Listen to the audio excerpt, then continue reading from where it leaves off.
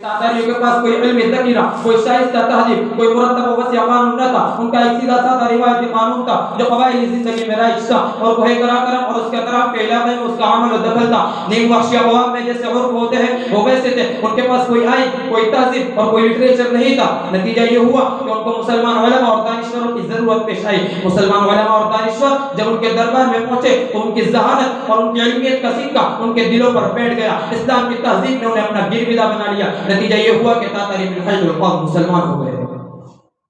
मुसलमान चूंकि साहिब दिमाग थे, उनके पास जहानत के सरचश्मे थे, तरक्की याफ्ता तहज़ीब थे, एक वसी तक़ावत और इल्मी ज़ख़ीरा था, वो आइन साज़ी का तजुर्बा रखते थे, वो तमद्दुनी मुश्किलात और मसाइल को हल कर सकते थे, जिसकी वजह से तातारियों को उनकी ज़रूरत पेश आई। और सुनिए, फ़लसफ़े तारीख़ का ये एक अहम उसूल है कि जंग की ताकत उस वक्त तक कामयाब नहीं हो सकती जब तक उसके पीछे दिमाग न हो, आइन साज़ी की ताकत न हो और एक मुनज़्ज़म इदारा न हो।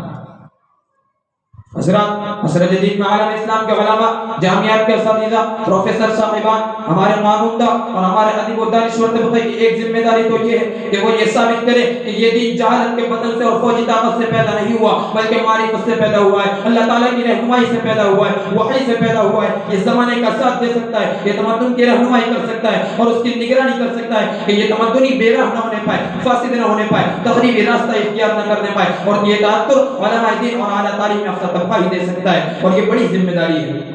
देखिए, जब किसी दिन या किसी कौम के मुतालिक ये ख्याल कायम हो जाए कि इल्म के साथ उसका कोई जोड़ी नहीं है बल्कि इल्म से उसको नुकसान पहुंचता है और जहालत से उसको फायदा, तो थोड़े अरसे के लिए वो अपने जोर बाज़ु व जोर शमशीर से किसी दावत, किसी जमात, किसी कौम या दुनिया के किसी हिस्से पर तो कब्जा कर लेगा मगर दिमागों पर उसका कब्जा नहीं हो सकता। सब यही ख्याल करेंगे कि उसको जिंदा रहने के लिए ये जहालत की तारीकी चाहिए। जहाँ तक ये तारीकी रहेगी वो जिंदा रहेगा, जब इल्म आएगा वो गायब हो जाएगा, उसका पर्दा चाक हो जाएगा और बदली आफ्ताब की रोशनी जिस तरह छट जाती है वो छट जाएगा। दोस्तों, ईसाइयत का मामला यही है। ईसाइयत ने इल्म का साथ नहीं दिया। ईसाइयत खालिस रूहानी तहरीक और माशरती इख्तिलाफ के तौर पर तो आई। हज़रत मसीह अलैहिस्सलाम का ज़माना जब तक रहा तो उनका तक़द्दुस, उनकी रूहानी ताकत और उनकी मकबूलियत रहनुमाई करती रही मगर उसके बाद उसको एक ज़माने तक ज़हीन और साहिब नज़र लोगों का ताउन हासिल नहीं हुआ। जब मसीहियत यूरोप में पहुंची तो ये समझा गया कि ज़िंदगी का साथ नहीं दे सकती, इसलिए ज़िंदगी से इसको अलहदा कर लेना चाहिए।